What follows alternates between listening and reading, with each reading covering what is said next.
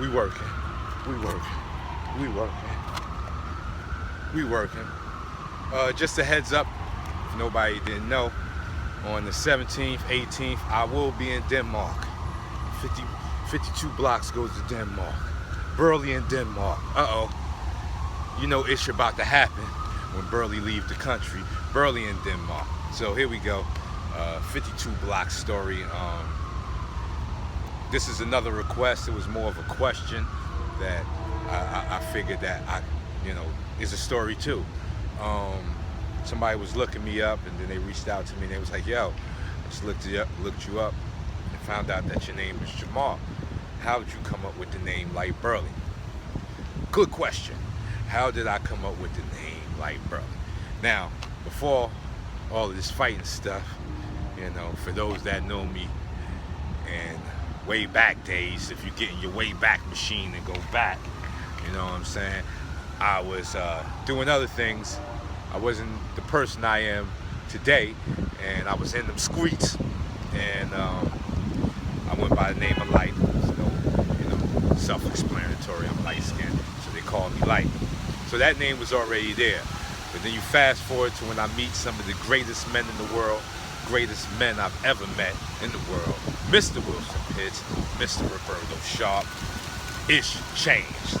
Now, one thing about Wilson was, to learn boxing from Wilson, it's an experience. We're gonna say this ain't like, throw the jab. It go deeper than that. Fight study. And thank God he showed me how to do real fight study. For any fighters out there, you must learn how to do fight study. It's big. You can learn from watching other people's mistakes and their greatness. I've done so much film study that when I'm in the fight, I can go through souls. You know what I'm saying? I could be Roberto, I'll be Mayweather, be a little bit of Purnell, be a little bit of that Sugar Ray Robinson, Sugar Ray Leonard, you know what I'm saying? Aaron the Hawk Pryor, you can get a little bit of all of that when I'm boxing or when I'm fighting. It's because of the film study that I was shown and how to do it. Wilson would sit you in the room called the submarine. The TV was this small, it was black and white, and we in there like this, and you had to see it, man. You had to see it. So he showed me a lot of fighters, and one fighter that really caught my attention was a fighter by the name of Charlie Burley. Look him up. He was the leader of the Murderous Row, the Black Murderous Row, a group of black fighters so feared, so skilled that nobody wanted to fight them, so they had to fight each other. Charlie Burley, being 154, fought light heavyweights. Let me say that again. He was 154 pounds fighting light heavyweights. And not just regular light heavyweights. We're talking about Archie Moore. You know what I'm saying? Billy Oakland Smith. Like, everybody he fought usually was bigger than him. But Charlie Burley fought some of the greatest fighters ever. And he died, the sanitation worker, I do believe, because he was labeled to be too good. He was too good. If there could be such a thing, for all you kids out there, there could be such a thing as too good.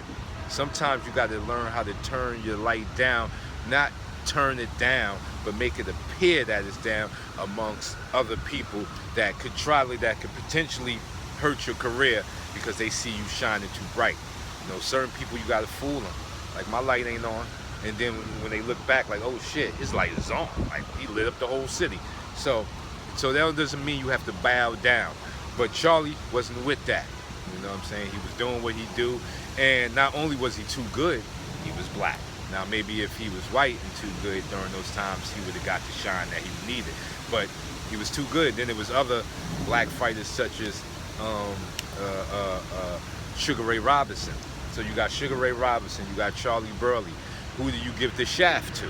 And Sugar Ray, being the man with more charisma, knowing how to engage the public, is the one they let on the bus. They gave the shaft to Charlie. So after seeing this and studying his one fight, I can't even tell you how many times I studied this fight, I decided that I was going to make his name famous. Not that it wasn't already famous, but it was to an in-group of people. We wanted to bring it to the masses. So I changed my name to Light Burley in respect of Mr. Charlie Burley, the man who I patented a lot of my style and footwork behind, and I felt that I owed that to him. And now I look back, I see Light Burley, I see the name Burley everywhere. And you know, that's the reason why I make people Burleys. You'll see Mexican Burley, you know, you'll see young Burley. It's not me ego tripping, it's me giving them the name of one of the greatest fighters ever and helping to continue the name of Burley. So there you have it, 52 Block story. Why is my name Light Burley and my real name is Jamal Clark? Now you got it. But when you see me, address me as Light Burley.